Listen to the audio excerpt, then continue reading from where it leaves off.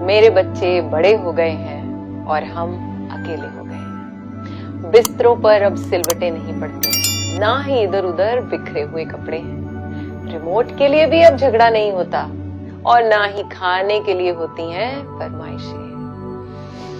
मेरे बच्चे बड़े हो गए हैं और हम अकेले। सुबह जल्दी उठने की अब नहीं होती कोई मारामारी। घर भी बहुत बड़ा और सुंदर दिखता है, पर हर कमरा बेजान सा लगता है।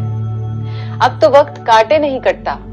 बचपन की यादें कुछ दीवार पर फोटो में सिमट गई हैं। मेरे बच्चे अब बड़े हो गए हैं और हम अकेले हैं। अब मेरे गले में कोई नहीं लटकता और ना ही घोड़ा बनने की जिद होती है।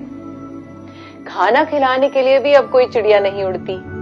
खाना खिलाने के बाद की तसल्ली भी अब नहीं मिलती।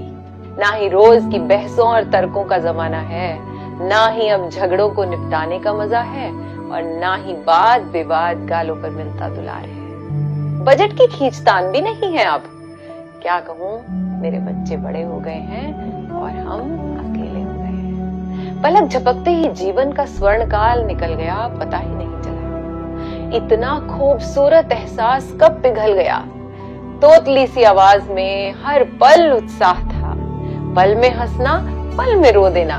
बिसाख था, गालों पर उमड़ता प्यार था। कंधे पर थपकी, गोद में सो जाना, सीने पर लिटाकर वो लोरी सुनाना, बार बार उठकर रजाई को ओढ़ाना। अब तो बिस्तर भी बहुत बड़ा हो गया है।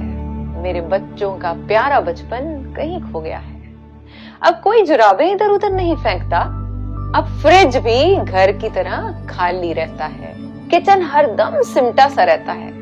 अब हर घंटी पर लगता है कि शायद कोई सरप्राइज है और बच्चों की कोई नई फरमाइश है। अब तो रोज मेरी सेहत फोन पर पूछते हैं, मुझे आराम की हिदायत देते हैं।